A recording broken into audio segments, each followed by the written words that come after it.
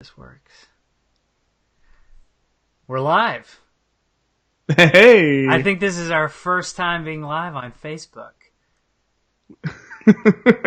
Well, I mean, we tried last week, but I don't know if that worked.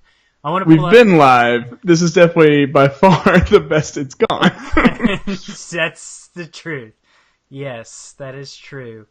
Let me see. Yeah, I just pulled us up on my Facebook. We are live. Nice. Anybody watching? No? Not yet. I'm going to go ahead and share that. Okay. And then we can get started, Mac. All right. I want to make sure we're all good.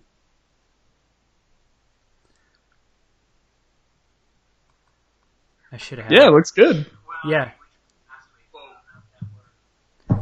Cool. Yeah. All right. Cool. So if you're watching right now, this is a live behind-the-scenes look into how we record our podcast. We've never before been on Facebook like this, but this is exciting for us because we really wanted to, include everybody and reach a wider audience. So we are doing that tonight. So, Indeed. So you're going to kind of see a behind-the-scenes look. I mean, you see my light that I'm trying to figure out here. There we go. Yeah. It's a little better. Welcome to me and Alex's houses, I guess. I guess we need like a better background set. Just green screen. Yeah. So, all right. All right. So I'm ready to get the show started if you are. All right. Hey, Rita. All right. So here we go. Welcome to the Star Wars Escape Podcast. I'm your host, Alex Maxwell, and joining me, as always, is Mac Lacey in glorious split screen. If you're just listening to this podcast right now, you're really missing out because this is the maiden voyage of our video format now that we're doing, which is broadcasting live as we speak.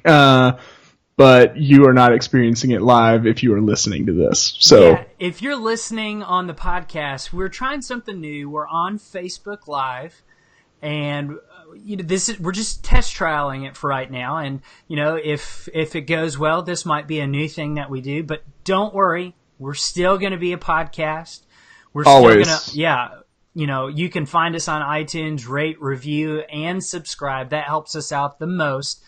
But if you didn't know, we do have a new Facebook. So please go and like our Facebook page because that's a huge help to us at the Star Wars Escape Podcast because we want more and more people to find us, listen to us, and enjoy Star Wars with us. Yeah, we just really like fostering the conversation and building the community, helping fans get in touch with fans. That's really just the core of what we're trying to do. So. Hey, the more likes, the more ratings, the more reviews we get, the more people we can bring in on it. So, absolutely.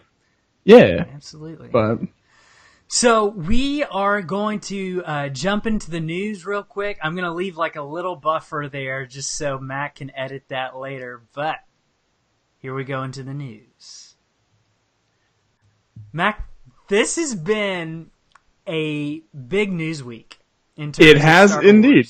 It has indeed.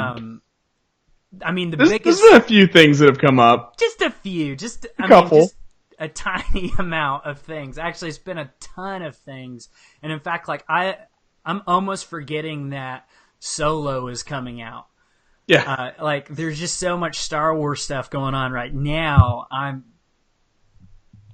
just forget that we've got a movie coming out this May. Another Star Wars movie. So, if you haven't heard, they announced who is going to be the showrunner for the live-action Star Wars TV show. And Mac, who's that going to be? It is none other than Jon Favreau. You might know him from his work on the first and second Iron Man movies. You might know him from the Jungle Book, the remake, the I hesitate to say live action. There was a live person in it, but that's true. Yeah. Yeah, I mean, and then he is also going to be, he's directing right now, they're finishing up The Lion King, which is coming out. I'm so excited about. I think that's going to be really, really awesome. I mean, Lion's my favorite animal, Lion King's my favorite Disney movie. Donald Glover. We'll see how it goes. Yeah, we got Lando as Simba, so he's going to inhabit some of my favorite characters, like two of my faves, so... But yeah, Jon Favreau is a guy who's super talented. I think it makes sense that it would be him, just because he's already very friendly. He's in with Lucasfilm and the Disney family because he's done all the Marvel stuff, and so he's already in there. It makes sense that he's got a good track record. Nailed it with Iron Man. Iron Man 2, maybe not, but not terrible. I mean, I don't think anyone can argue that the racetrack scene's bad. Yeah. I mean, that's a great scene. Right? But okay. Yeah, that's about it for that movie, I think. He puts on a suitcase armor. That's cool. It's pretty cool. The rest I'll give of it it's that. terrible. Yeah. But Jungle Book was great. So I mean, he's got a great track record with Disney, and so I'm really excited to see. Elf? I didn't say Elf. It's not Disney though. I know, but it's Jon Favreau. But it's Jon Favreau. So I mean, I'm sorry. No, I was kind of going on the Disney tangent, but yeah, it makes sense that it would be him. I think he's a perfectly good candidate. I think he's really talented. The first Iron Man is one of my favorite Marvel movies, if not my favorite. Yeah. So, yeah. What do you think this is going to be about? It's coming out on the new streaming service. We can only assume it's going to be already ready to go when the streaming service comes out. You mean not like week-to-week episodes, but like all in one. You can binge it right away. And like when the streaming service launches, it's going to be in like the first content that's available. I would think. That's exciting. I think honestly that's like what they would have to hinge it on. Like you need something like a Star Wars series that's going to get my money. Like yes. I'm sure it's going to get other people's. I will pre-order that right now. Yeah, when you're selling this idea of this it's Netflix, but it's only Disney, so right. I don't know. As a whole, I'm skeptical of the idea a little bit, but I'm going to have it because Star Wars. Absolutely.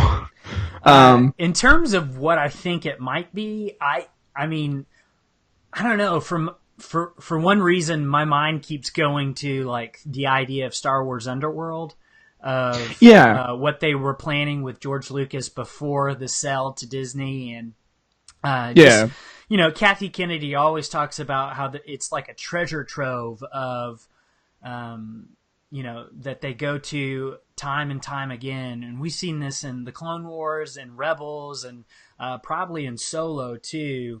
They've used some of that material that George Lucas developed when he was putting that together. My mind would go to something like that. Maybe not as dark as it was described before, but I could totally see that kind of vibe of the seedy smuggler, bounty hunter type world, and I could see Jon Favreau doing that pretty well. Yeah, I'm so distracted right now. I'm trying to make sure I've got enough headroom, and never dealt with video on a podcast before. Good. But yeah, no, I think Underworld's a safe bet. Because I mean, they have like hundreds of scripts that are just sitting there ready to go. Absolutely. So I mean, it would be easy to pull from that. It would be a cool thing because you'd have George Lucas's legacy continuing on in that way. Right. A little bit more, and that's the perfect format for that kind of storytelling is a streaming service, I think. Absolutely. Especially with what Marvel's already done on Netflix and that kind of thing. Yeah. That would feel right at home in that format, I think. Yeah. So. Agreed.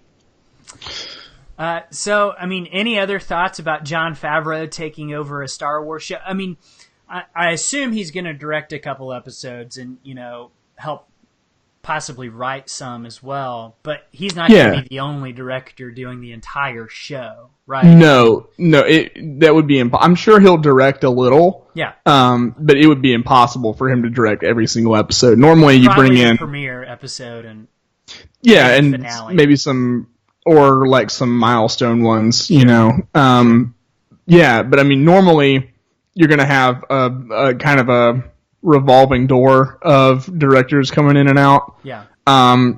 We forget that like Rian Johnson did a lot of that, you know, before he was really big. He did a lot of Breaking Bad episodes and stuff like that. So I mean, obviously, like Lucasfilm's going to pull a lot of really talented filmmakers. Right. So I'm really looking forward to seeing what it can become. It's kind of an experiment in my mind. Like it's there's a lot at risk, I think. Not that people aren't going to watch it, but just like taking Star Wars off the big screen in a live action format. Yeah, like cuz like an animated series is one thing. It's easier to get away with, I think. If it's going to be live action though, it's going to have to be done really really well. Yes.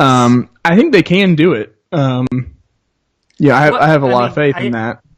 What I've always read and what I've heard is that the idea was to use sets from the movies that they're already doing and just like recycle those sets, you know, maybe dress them up a little bit differently than what they do now. But you know, if you have a Star Destroyer, you've got a Star Destroyer. I mean, you know, even a First Order Star Destroyer is not that different than an you could Destroyer, yeah.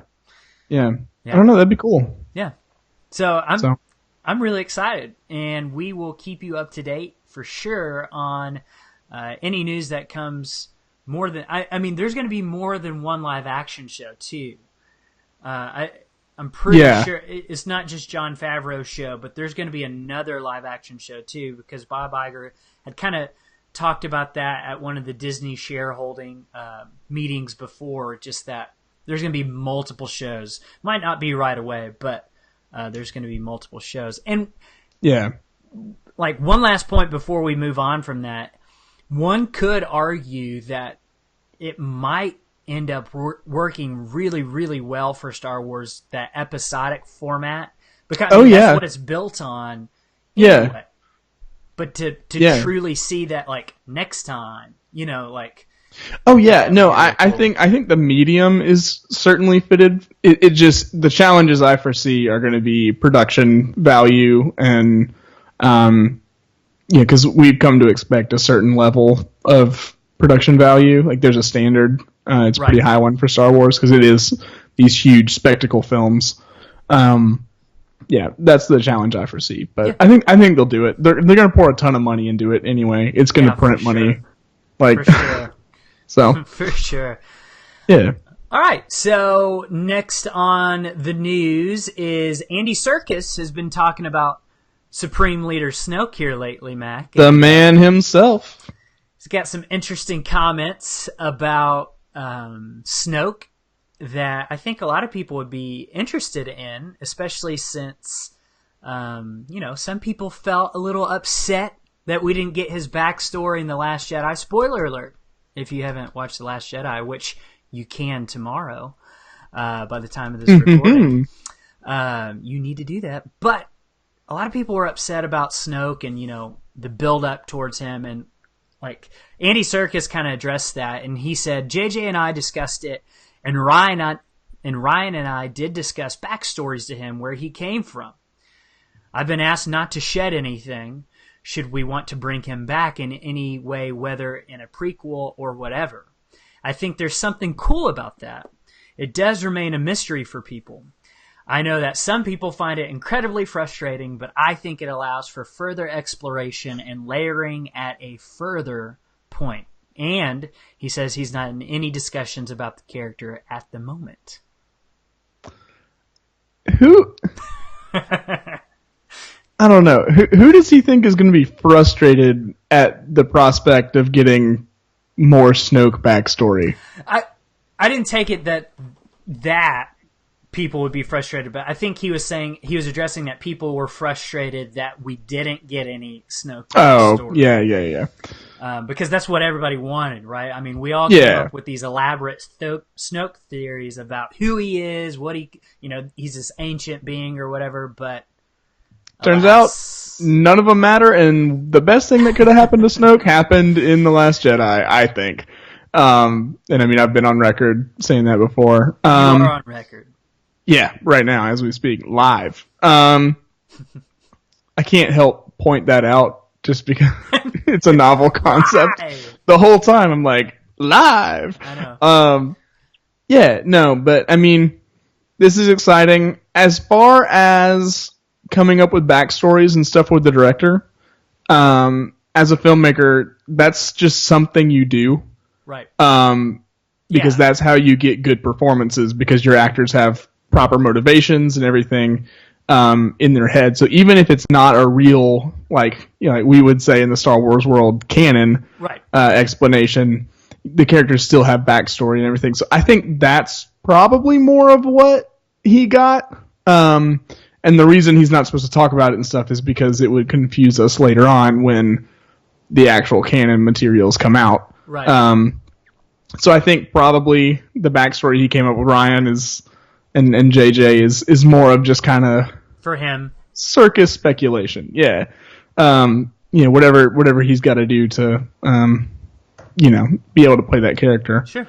But yeah, I mean, we have talked about previously that a lot of stuff in especially the novelization that we'll talk about later is pointing to things about Snoke, and that we feel like we're going to get a lot more material coming up soon in novels, comics, whatever. I hope so. I think it's pretty much a foregone conclusion at this point. I think so.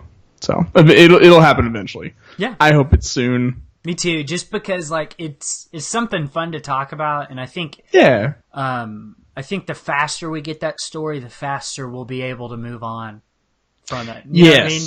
Yeah, and I mean right now that's what everybody's wanting right now. A few years, nobody may care. Like after 9 comes out, after episode 20, it's like, who was Snoke? Yeah, I don't even remember who that was. It doesn't matter. Palpatine, who's that guy? Yeah. But yeah, so I mean, yeah, I hope it's soon. I would like to get that started to be fleshed out before episode 9 comes out. Absolutely. I think that's the Lucasfilm deadline that I'm handing down right now. And in terms of episode 9, I think we're going to get a lot more lead up into episode 9 than we did 8, just simply because episode 8 takes place literally the next day. Like it is episode 7, then 8. And then I'm assuming we got like Canto Bight and Legends of Luke Skywalker and those kind of things, but we didn't get any big meaty novels like Aftermath or anything like that, leading up into Force Awakens. So I think we'll get more real kind of juicy stories leading up into 9. We'll have more time in real world timeline as well. And that kind of reminds me, one of the things I wanted to talk about next week, like our main topic for next week, if you're okay with this, Mac, I wanted to talk about way too early episode 9 predictions. Like I wanted to stake them in the ground now. Yeah, I'm into it. We'll be able to come back and say, man, I'm into way it. off. Yeah. I'm into it. I mean, they'll probably announce the second live action series and the director and everything, so we probably won't get to it. Right. No, but if we've got time, we should absolutely do that. That'd be fun. Yeah. Because we have nothing to go on right Absolutely now. Nothing. No idea where this is going. No idea. So it should be fun. Yeah, I'm into it. Let's do it. Sweet. All right, so next on the list for the news is Michael K. Williams, who was in Solo, A Star Wars Story, but when they had to do the director change from, I can't even remember the Phil names. Lord and Chris Miller. Yeah, thanks. And to Ron Howard, Michael K. Williams could not stay on because his schedule would not allow it, so they had to recast him with Paul Bettany. and his character is named Drayden Voss. And he's like no relation to Quinlan. No relation to Quinlan Voss, the Jedi Knight from the Clone Wars series. But he is talking a little bit about his character, and he revealed that he was actually going to be a CGI character, which is surprising because Paul Bettany is not playing a CGI character. They've just made him a human character. Yeah. So I thought that was kind of interesting of, like he was going to be an alien character, but they decided to scrap that when the whole director change thing happened. Yeah, I have a theory. Sure, go ahead. That, actually, I mean, I think it's pretty grounded as well. I think that Michael K. Williams was going to be playing sort of a villain, like we assume Paul Bettany is. Sure. I mean, he's an Imperial, so. Lord. No, he's a crime lord, I thought. Oh, is he? I thought he was an Imperial. He would make a great Imperial. Maybe I just assumed that because he's so Imperial in real life. Yeah. He's like a Jabba the Hutt type, but like smoother. Okay. Yeah. Not I think I remember. rumply. We did talk about that. Yeah. But my theory still stands. Okay. I think that the villain was going to be this animated alien, like a CGI alien, and it was going to be just very silly. Like, very ridiculous. Like, it's going to be like Jar Jar as a villain, basically. Right. And then when Ron Howard stepped aboard, they were like, well, you were in their movie, but since I'm making a completely different movie, our villain's going to be serious. And then that's why you cast Paul Bettany. And that's why you take that direction. Right. So, I think that's probably what happened. Sweet. I feel like that's sound. Yeah, I agree with you. I just wonder, like, my mind goes to what was he? Like, yeah. Now you're saying Jar Jar Binks, and I'm picturing a Gungan now. Like, he was just like a crime lord Gungan. But, like, with, like, a leather jacket. Some, like, spikes on the shoulders. And he's green. Yeah. Because he's evil. That's right. All right, cool. And then last on the news is The Last Jedi comes out on digital release tomorrow. Yes. Which is so exciting. Yes, because this, of any Star Wars movie that's come out in the new era, this one I need to be able to rewatch, like, scene by scene, put stuff on pause, loop it. Like, I need to be able to do all of that because I have so much still left to process about this movie. I've got to watch that throne room scene over and over again. Yes. That's my goal.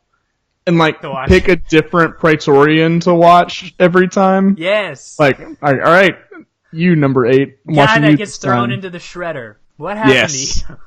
Why did that happen? Why'd you get wood chippered, man? Come on. That's like first day of Praetorian school is they're like, look, you're going to be in this throne room. We've got a dangerous energy field. And due to Imperial and First Order complete disregard of any kind of workplace safety precautions, there's just this energy field that you can just get evaporated by. So, yeah, that's the first day of Praetorian College. Rough. It was Praetorian rough. University. Praetorian Universities. All right, that's our that's after Arcanus Rex and Jay Starstone. That's going to be our next audio drama. Is Praetorian University? Is Praetorian U. By the way, we've got a little surprise coming this summer in terms of what we're planning for the Star Wars Escape podcast, and we'll just go ahead and reveal this now since we're on Facebook Live for the first time. Woo! We're going to be doing live audio dramas that we wrote for Star Wars and performing them live on air for everyone. You guys won't get the full effect on Facebook, but on the podcast you will because you get all the sound effects. And sound effects. We're gonna try our hand at like scoring. It's gonna be a hot mess, but it should be entertaining. Yes. It's gonna be terrible, but it's gonna be awesome at the same time. I can't wait to write Praetorian University. Yeah, we can make the ninja guys that you didn't like in Star Wars Rebels they're like a separate class, of Praetorian Guard. Yeah. They're jerks. They're like the rival fraternity that like they're the stuck up like ones, like their daddy bought them into Praetorian U because they had a lot of money. They're like high ranking official office, like, and then like all the guys in like our like hero fraternity or whatever are basically it's the plot of the extremely goofy movie is what it is. Don't reveal our secrets. All right, sorry. Yeah, it's okay. We'll hold off. Sorry, spoiler alert, guys. Did you get a chance to watch the little snippet of the documentary that was released today for? I got to watch about 3 minutes of it. Listen, I'm telling you, that's probably what I'm most excited about with The Last Jedi is the behind the scene features. Yeah. It really looks like this is a real documentary that we haven't got since episode 1. Since episode 1. This looks like legit, like a documentary. So I'm really, really pumped that this is going to be included in the special features. And again, so if you are wanting to see all this, it will be on digital release March 13th, which is Tuesday. If you're listening live right now, that's tomorrow. If you're listening on the podcast, it's out right now. So go and get it. Like, I don't even know what you're waiting for. Yeah. What are you doing? This is actually the podcast. I'm not going to be able to edit it until like 2 weeks from now because I'm just going to be in my room watching The Last Jedi. Yeah. Like, just on repeat. And if you're waiting on the Blu-ray release, be like me and get both. All right. Money bags. Yeah. You'd be in the rival fraternity of Praetorian U. I would be part of like the Blue Senate Guard. That would be me for sure. Yep. I like those guys. We should talk about sometime. We should do this is brainstorming because we're live and we're just feeling frisky, I guess. Live brainstorming. We are. We should do a episode on all the things from the prequels that directly turn into things in the original trilogy. Oh my goodness, that would be a great podcast. Yeah, I know. Like the blue, like Senate guards turning into the Imperial Guard, like stuff like that. Yeah, absolutely. Be cool. Absolutely. That's a good idea, Matt. We'll write that down. Thanks. All right, so we're coming up on a new segment right now, and really, I think it's gonna be like a one-time thing. It's a one-off. But we should maybe topic. come up.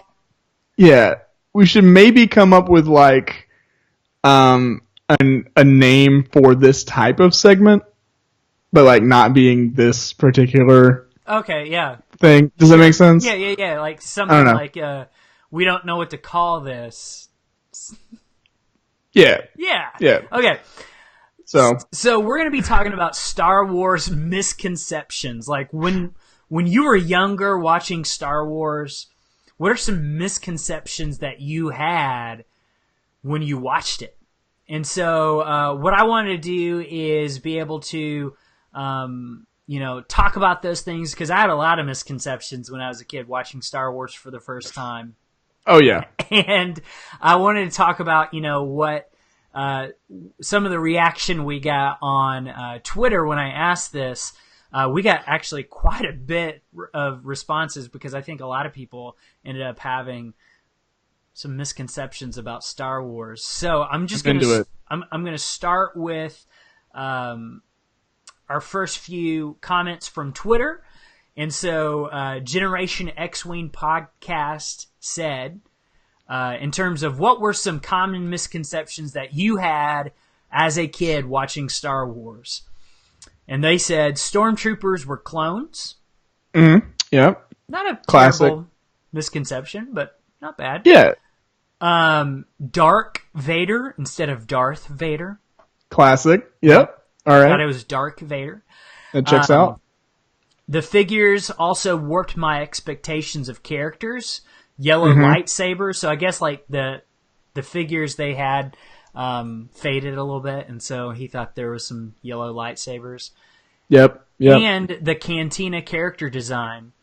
And they said in parentheses, we didn't have easy access to video at the time. So, good comments there from Generation X-Wing podcast. We got some others from 12 Parsecs podcast. Ooh. Yeah, I know. They said, an issue of the Star Wars Poster Monthly had an article about stormtroopers which used the word orphans. So my stupid kid brain thought all stormtroopers were taken from orphanages and raised by the Empire. I was wrong, but I also kind of predicted the First Order child soldiers. So, yeah, like that Not is bad. kind of what they're doing now. Yeah. Yeah. And then someone said, my brother thought stormtroopers were a type of droid. That's a common misconception, I think. Yep. Just, the stormtroopers were actually robots and not humans or aliens under the armor. Yep. So, yeah, man. Those are all, I think most of those I've thought at one point as a kid, at least. Oh, most of those. One last one. We got Salvador, our good listener, Sal. Hope he's watching right now. Yeah. He said, well, I always thought stormtroopers and Vaders were robots. Again, when I saw the scene when Lord Vader reveals he's Luke's father, I was like, what? How could a robot be the father of a human being? And we're going to some Westworld type things there if that's the case. Well, Sal, if you think that's crazy, just wait until you see Return of the Jedi. It's gonna mess you up. Yes, when Luke has the robot hand. Wait a second, Luke's a robot too. That's not good. And Vader taking his helmet off. Yes. Oh man. So okay, Mac, what are some common misconceptions that you had when you watched Star Wars as a kid? Hey, Sal is watching live. Hey Sal, what's up, buddy? Yeah. So I had several. One thing was actually in the prequels, because I was still pretty little when the prequels came out, especially Phantom Menace. When Obi-Wan gets trapped by the force fields. Yes. I always thought, and I went back and forth, I either thought that was actually a force power by Qui-Gon or Darth Maul to keep him out. So those things on in the Theed Palace room that I always thought those were force fields that Qui-Gon made to keep Obi-Wan safe or something. That makes sense, actually. I could totally see Qui-Gon doing that. Yeah, not that I want the Force to be able to do that in that manner, but cool thought. Another thing is in Episode 4 in the Cantina when Obi-Wan cuts Ponda Baba's arm off. There's this shot that's just the arm, the bloody arm on the floor. Yes. And there's this... It's the most blood in Star Wars ever. Which I guess they're an Aqualish blood doesn't cauterize. Yeah, I guess not. Because lightsaber... They hadn't figured out how lightsaber injuries were going to work yet. But in that shot, there's this squee noise. It's meh. And I always thought that was the arm was an alien or something. And so it was thought the arm itself was sentient. Yeah, I didn't know. This was I was 2 or 3 watching these movies for the first time, so I didn't know what to think about that. Yeah. Another one in Return of the Jedi, I always thought Boosh, the bounty hunter, that Princess Leia is dressed as. Yes. I thought that was Solo out. Yeah. Yeah, I thought that was a real bounty hunter that had captured Chewbacca, and then Princess Leia swoops in and because I guess because, and this happens off screen, I guess, but in Star Wars so many times, like our heroes will like knock some of the enemies out and take their uniforms. Mm-hmm. You know, I thought that's what Princess Leia did. Yeah, sure. Well, I mean, she But, kind like- of did that, but you thought it happened in between the scene. Like of in when- between. Yeah. I just that voice, I was like, no, that's not Carrie Fisher. It's not Princess Leia. Right.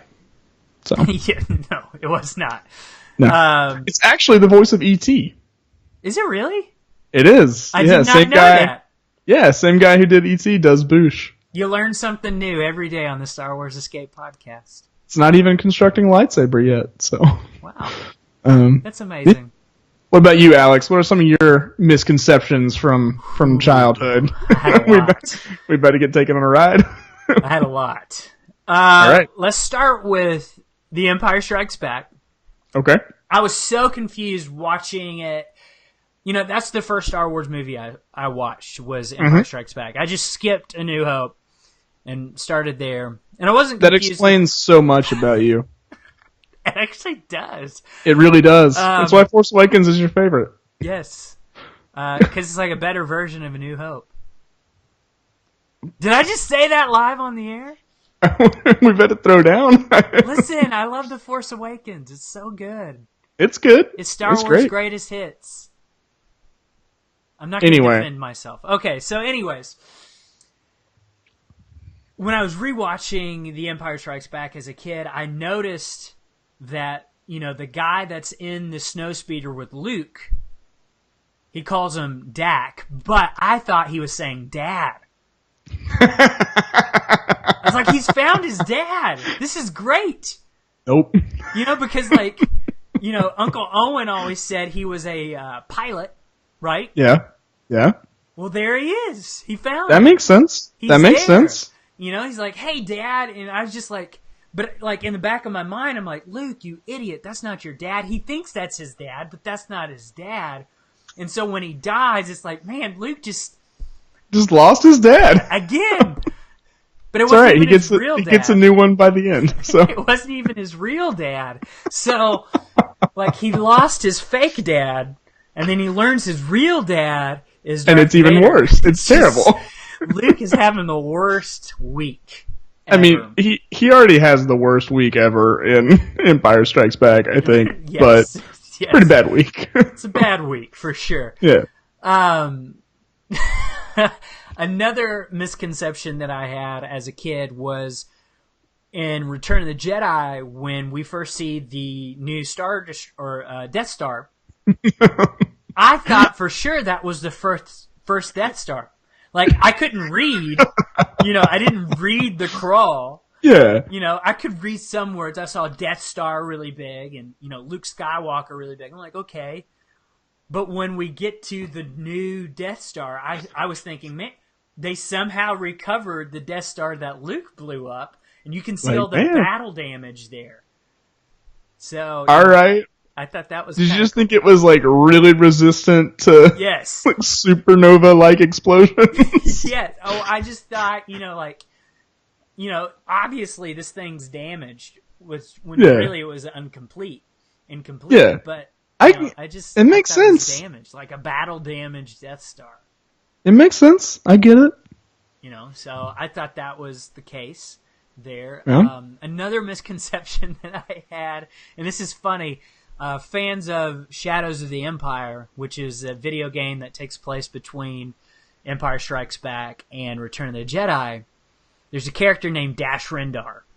And Yep. Dash Rendar is basically like Han Solo. Like he's Han Solo with huge shoulder pads. Insane shoulder pads Like- for no reason. Like Cable from X-Men. Like he Yeah.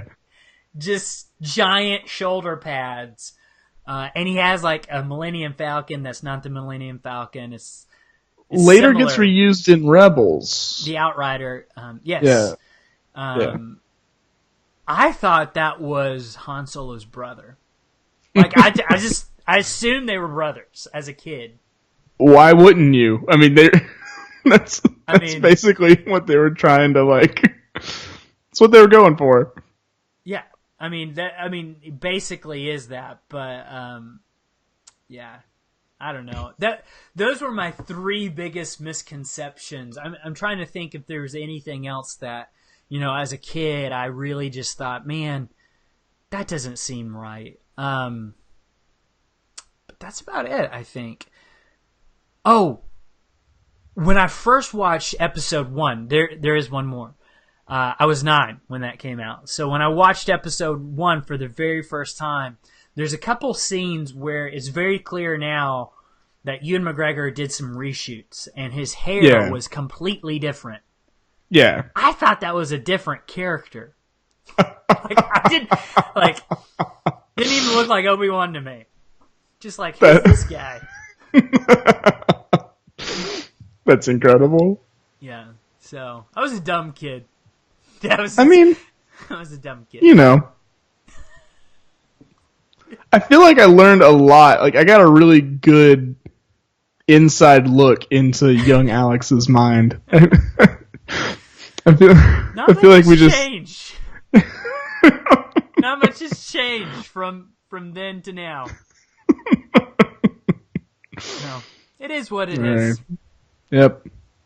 All right, what's next? I don't have my show notes pulled up here. All right, so that should do it for Star Wars Misconceptions. I just thought that'd be a fun little thing to talk about, just to examine some of the things that we looked at as a kid and we saw differently. And it's going to be interesting, like listening to people a few years from now, their misconceptions about the sequel trilogy and Rogue One, especially Rogue One. Like, Rogue One's going to be... I thought Rogue One happened after Episode 7. Yeah. I'm sure that one's going to happen a lot. That's going to... Yep. So that will be a lot of fun. Next on the agenda, as we're going to be talking about The Last Jedi novelization, because there's a lot of cool things in the novelization by Jason Fry that added to the overall story and expanded on some things that we were maybe not as clear on as we are now with the novelization. Yeah. So, Mac, I know you didn't get a chance to read it, did you? Have not read it yet. I feel like this is the kind of thing, though, that you can still talk about because I know the basic story of The Last Jedi. I've seen the movie. Sure. So I feel like we can still review it, and it's not a huge deal. I will be reading it soon. Okay.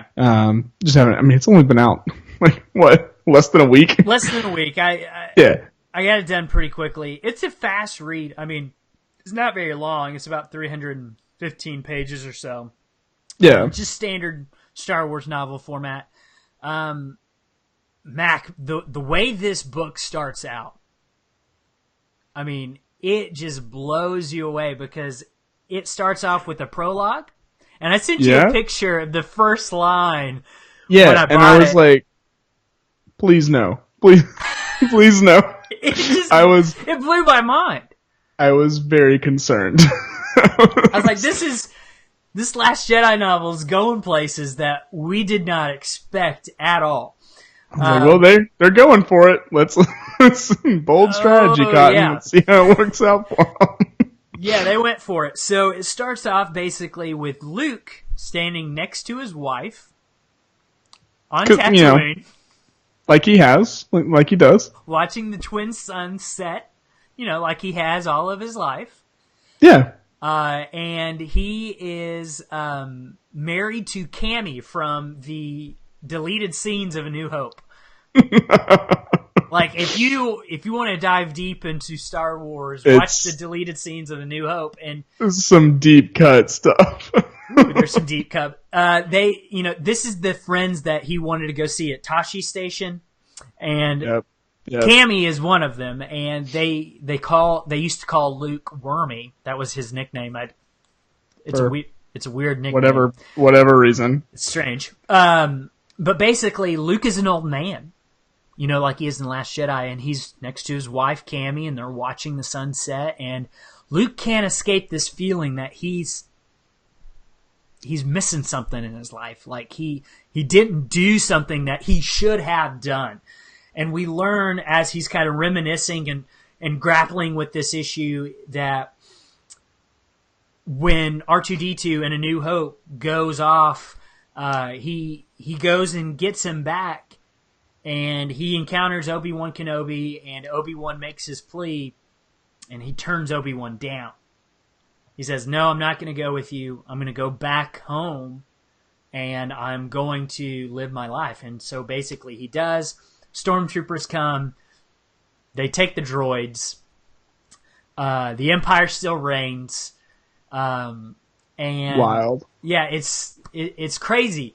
And like you just kind of get the sense of his life that, you know, he's been a moisture farmer all of his life, and he's been really good at finding moisture spots. Like, he's better than anyone at it because he has the Force. The Force. You know, but that's all he uses it for, is basically to find spots, and that's it.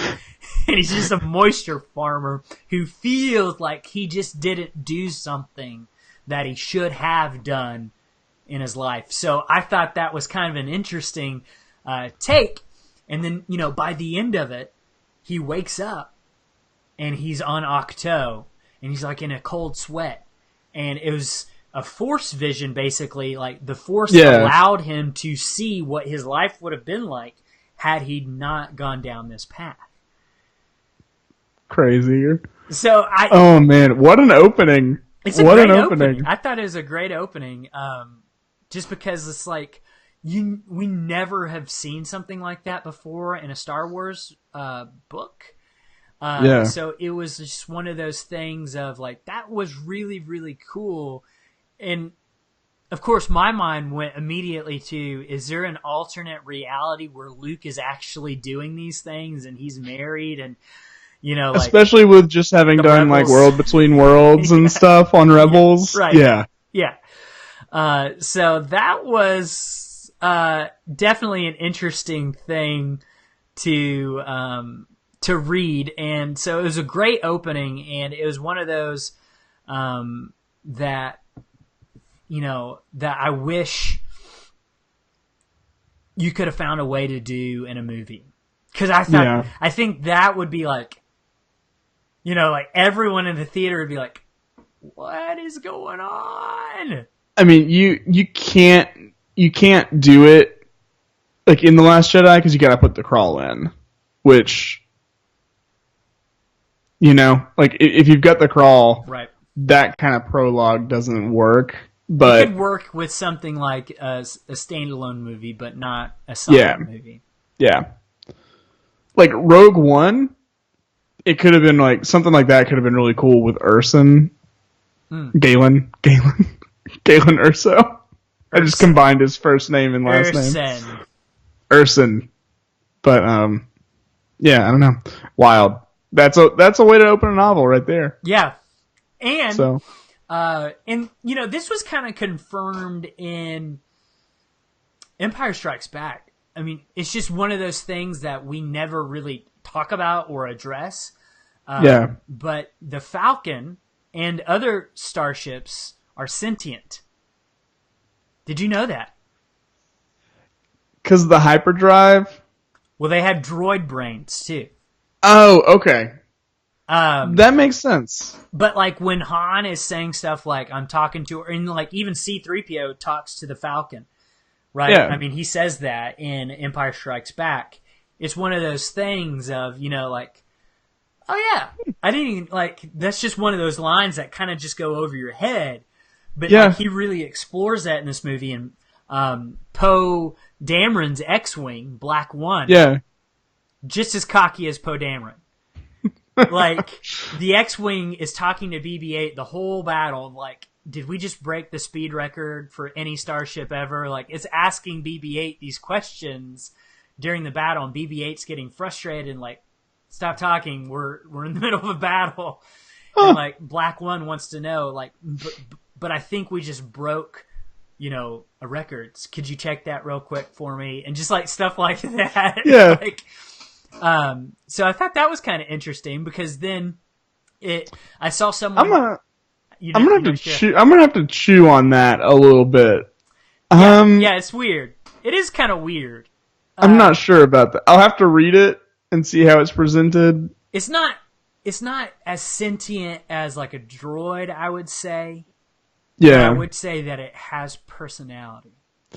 Does that make sense? So that's that's better than I thought how that was about to go, because back in the day, hyperdrives actually manipulated the Force to do hyperspace. Like, that was kind of the EU explanation of it. Right. And I was going to be like, oh no.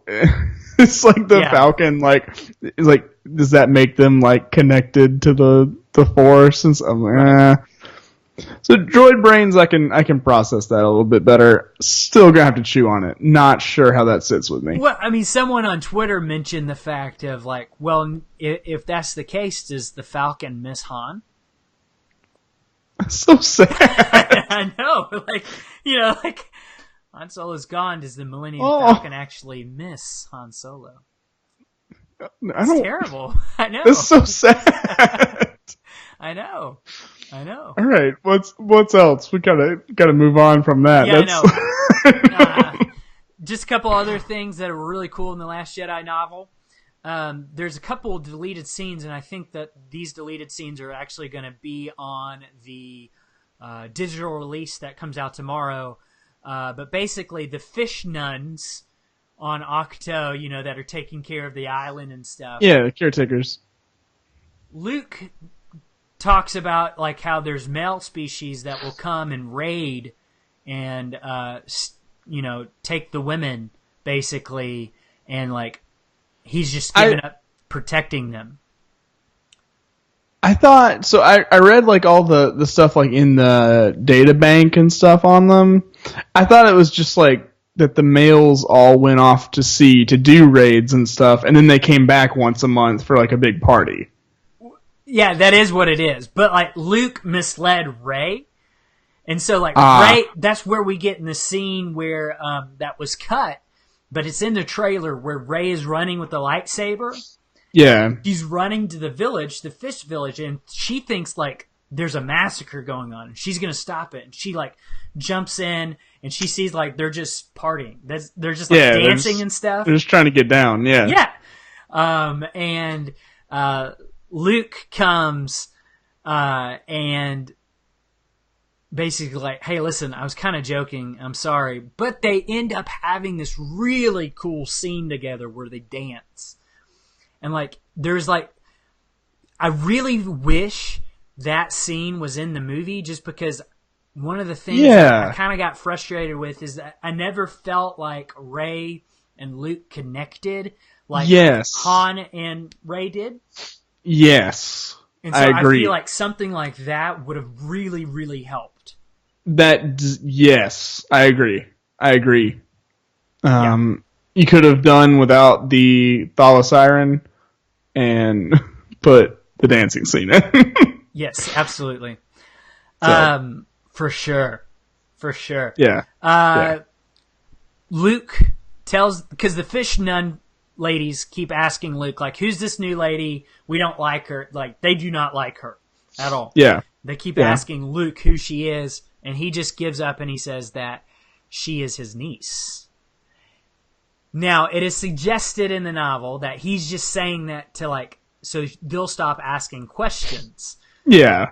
There's no people, way. I know, there's people that are going to take that and be like, she's a Skywalker! Or Solo, or, whatever. Yeah. No, look, they're not going to drop something like that in a novelization of a movie. Like, they're not going to do it. What if they did, though? What if they're just like, oh, by the way... Nobody's going to believe it. Snoke is Plagueis, and Rey is actually a descendant of Mace Windu. So that's actually how they write it. Just right at the end, just like a little blurb. Oh, and also... oh, by the way... and then that was it. But they never announced it or anything. Nope. Nothing special. Just want to throw that in there. Do you think that would fly under the radar at all? No.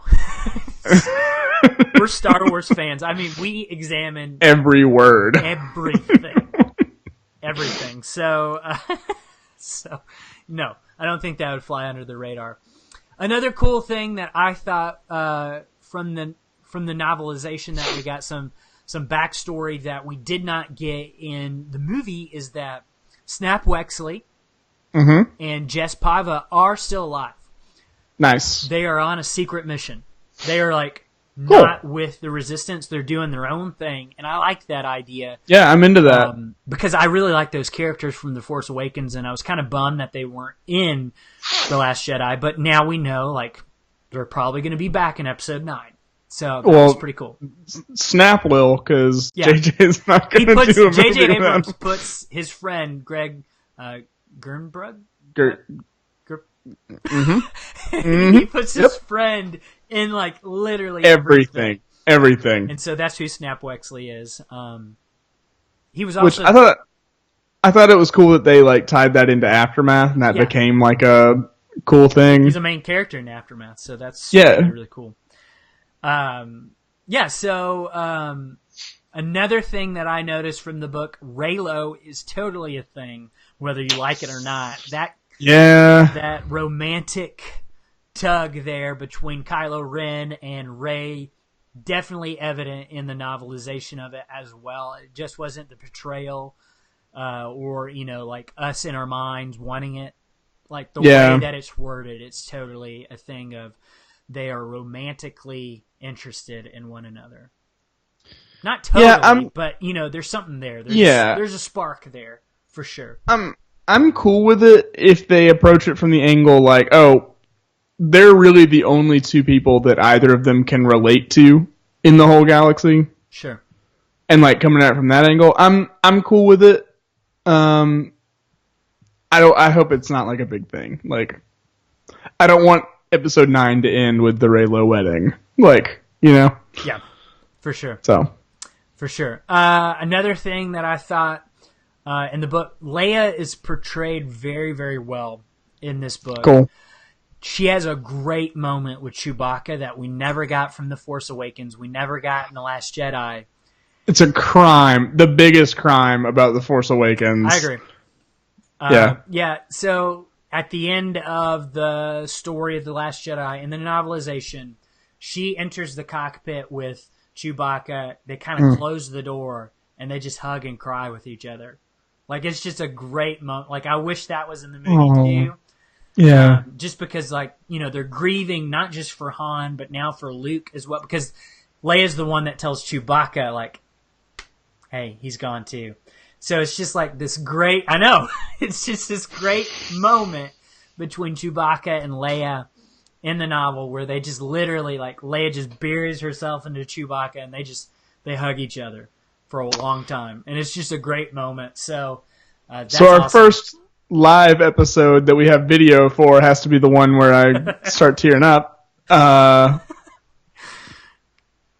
everybody. It's okay. It's a great moment. I mean, it is. I mean, that sounds like it was awesome. And then another thing, I pulled this quote out from the book because I thought it was really, really interesting on why Rey didn't kill Kylo Ren after their little escapade with the lightsaber and it explodes in half. Yeah. Why didn't she just kill him? He's knocked out. Obviously, she's not. And here's what she was thinking. Mm-hmm.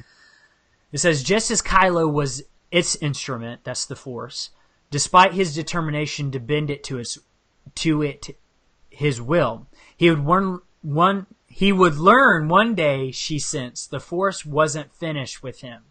And that meant Kylo's life was not hers to take. Whatever future she thought she saw ahead of him. So basically, she kind of feels in the Force like, I shouldn't do this yet. Not yet. Like, it's not my life to take. So, like, if he's going to die, he's going to die, but I'm not going to do it. Yeah. So I thought that was pretty interesting. I feel like no matter what happens in Episode 9, that works. Yes. Like either way. Because the Force can change, Yeah, I mean, and like, the Force can use bad people to accomplish things, For sure. Like, so. Yeah. 2 more points, and then we'll be finished with this. The fish people, there's this cool, like, little thing. You get a perspective from one of the fish nuns that they've watched people, several groups have come to Ahch-To before, like Jedi, we're assuming like have come before to seek answers. Single, like just, like Luke have come to seek answers, and some have even died the way Luke has before. Like, it's not uncommon for them just to become one with the Force on Ahch-To. And I thought that was pretty interesting. But one of the cool things that that they're kind of reflecting on in that moment is that Luke was different. Like, Luke did not want to be served.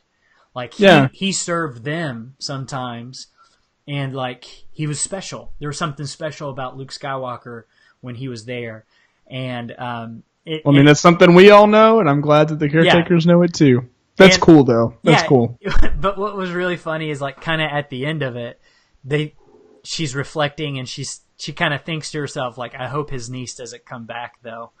Because they really hate Rey. So, yeah.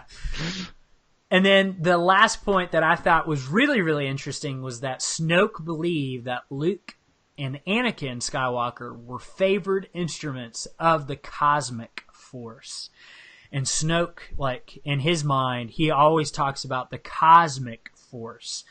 And he kind of differentiates between the living force and the cosmic force. And so basically the way it's described in the book is the living force is like the energy that, that Obi-Wan kind of talks about.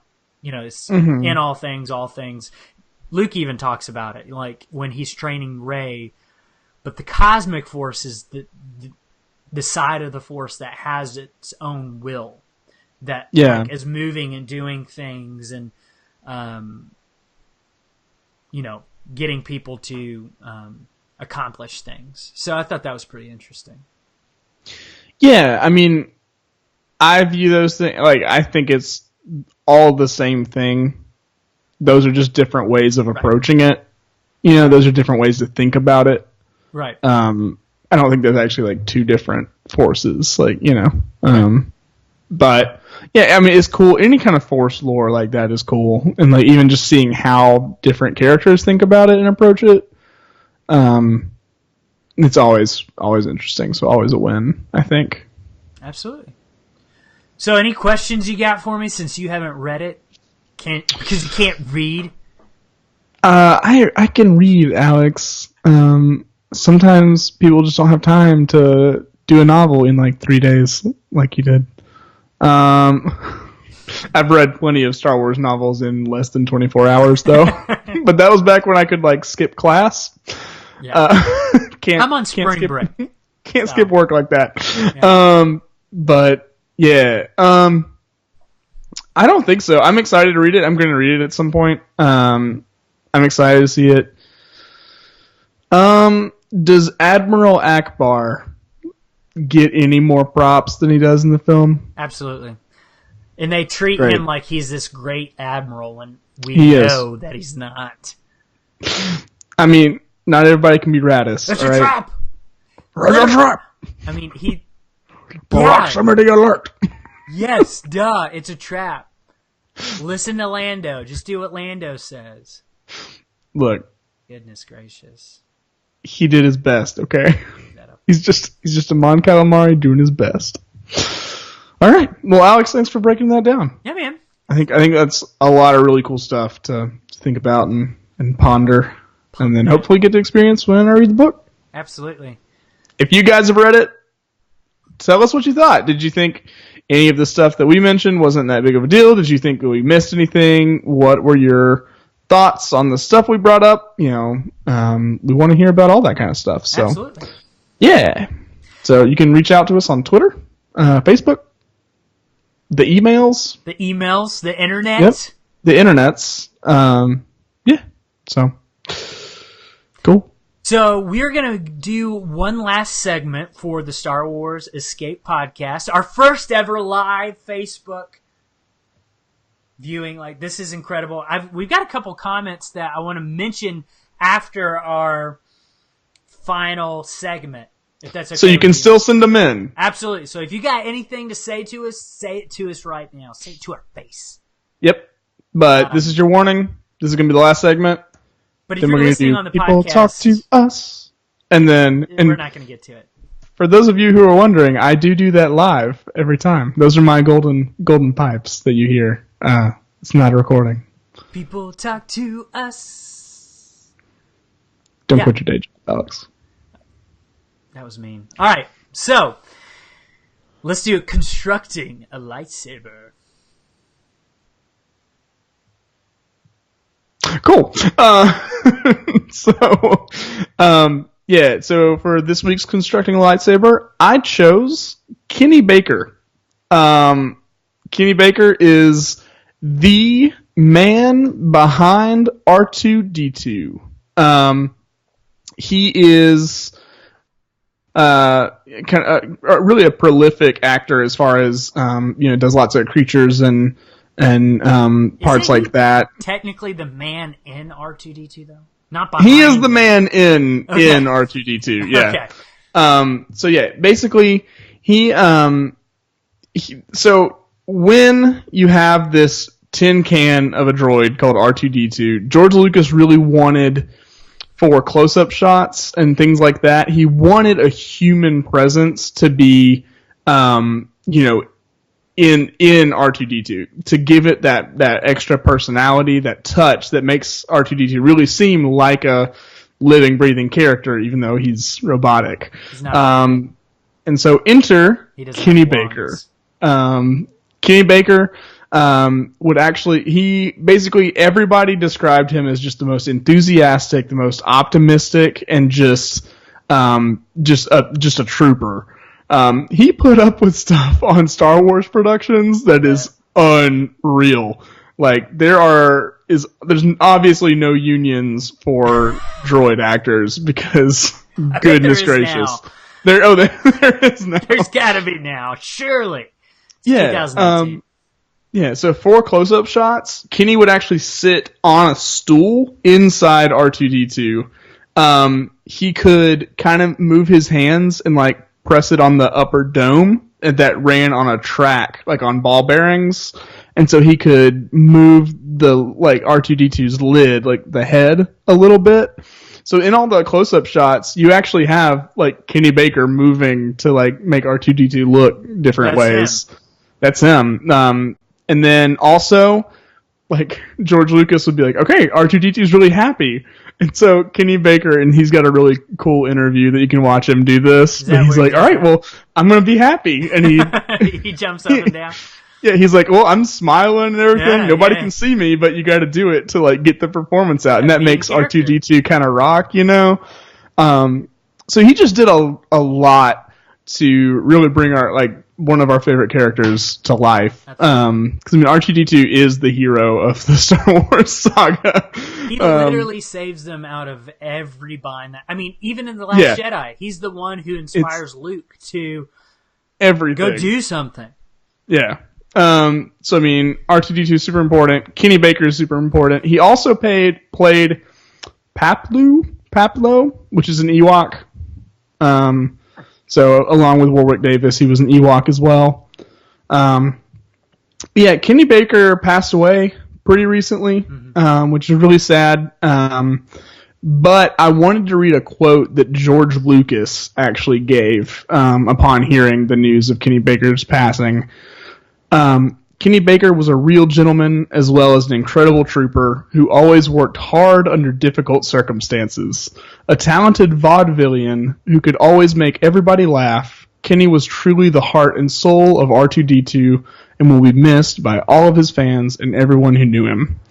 That really shows just kind of what of a person he is. And I just thought it was really cool that George Lucas, that. I wanted to use that quote because, it really shows you how much he contributed to the franchise. Right.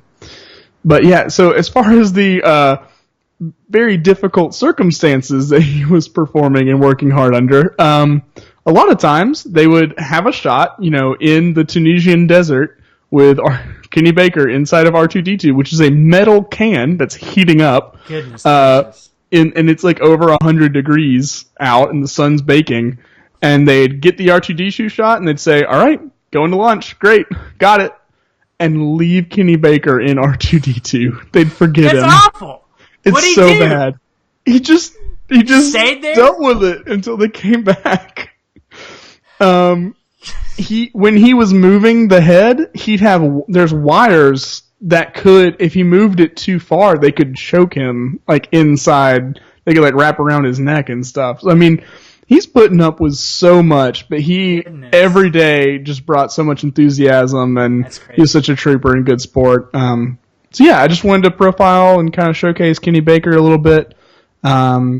He's missed. We miss him. But I mean, his legacy lives on in the characters that he, brought to life. So. Absolutely. We can thank him for R2-D2. That's right. Amen. Awesome. Well, before we get out of here on the Star Wars Escape podcast, I wanted to read some comments that we got during the live show. Some of them I missed during when we were actually doing the conversation, so I want to kind of go back to them. Bill Moore says, our friend Bill Moore says, it's almost like you guys are in the same room enjoying your thoughts. Bill! Thanks, Bill. Bill! You're What's the man, up? Bill. I missed your Christmas suits.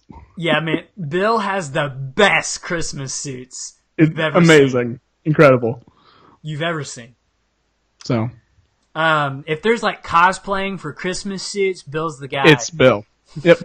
Wins every time. He also said that we should, or he just said Praetorian U t-shirts would be awesome. Which yep, I'm into it. Andy Jenkins said, when I was a kid, I thought that if I wet my Yoda hand puppets hair, combed it, and put it under my bed, its hair would grow. So is that like a... I don't know why you thought that, Andy. Is that like a troll thing, or is that like what's the other Gremlins? If we're talking about these misconceptions, really telling us a lot about people's childhoods. Strange, Andy. Strange. Need to get that. You need to talk to someone about that.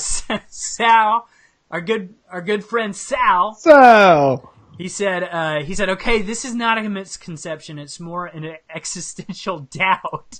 I don't know if we can help you with this, Sal, but he says, why the Millennium Falcon why is it called that? I mean, there are not falcons in the Star Wars universe. I've heard words like dog or snake in the movies, and I think it's not appropriate to use those words. Ooh. And like they'll say like sitting ducks, like, oh, we're sitting ducks, but they don't have ducks that sit. Well, even in The Last Jedi, Admiral Holdo says Godspeed, rebels, even though everybody believes in the Force. Interesting. I don't have an answer for that. Mal Smith says Mac is rebel scum. That's right. Believe it. I think Finn is proud to be rebel scum by the end of The Last Jedi. Yeah, I am as well. Jenny Pinnell says, I have no idea what's going on. She's a friend, co-worker from work, but we're glad she joined us. Indeed. And then Bill, again, when we were talking about the Kenny Baker stuff, he said shedding a tear for Kenny Baker. And I think we can all agree Kenny Baker's the man. He is. So that will just about do it for the Star Wars Escape podcast. We're so glad that you guys tuned in. I'm looking kind of at the views. I think it was a big success, Mac, in terms of our Facebook video. This was so fun. This just brings an element. I feel like we're more connected to people because people are actually hearing these words as they're coming out of our mouths. The face behind the voice. Yeah, this is definitely something we're going to continue doing, I'd say. Absolutely. Yeah. Absolutely. Yeah, this was tons of fun. Thank you guys all for joining us on the maiden voyage of the visual part of the Star Wars Escape podcast and the live part. Alex, if people want to get in touch with us, other than the comment section that's below or beside or wherever it is on the on the Facebook app, I don't know. But how could they do that? Well, you can, number one, email us at swescapepod@gmail.com. That's more for the longer form. The long, like if you got Sal, if you have any more existential crises, hit us up there. Any big questions about life? Yeah. Hit us up on our Gmail, swescapepod@gmail.com. You can find us on Twitter at swescapepod. And Twitter's finally changed it where we can actually call it the Star Wars Escape Podcast. So you can find us on Twitter. Nice. I'm on there a lot. So is Mac. We can interact with you that way. Please follow us. But the biggest way you can help us is going to iTunes or Google Play. I don't think Google Play does ratings and reviews. Oh, really? I think the Google Master of Puppets pulls all those strings. Gotcha. So then just iTunes. Go to iTunes, find the Star Wars Escape Podcast, rate, review, and subscribe. That helps us out probably the most. Yeah, absolutely. And listener word of mouth. Like, if you really enjoyed this, let someone know so that they can find us and join us every Monday as we record the Star Wars Escape Podcast. Yeah. So we're really looking forward to doing this some more. We'll see you guys next week. You can catch this podcast, as we will edit it and put it out in podcast format. And but until next time, may the Force be with you. Always.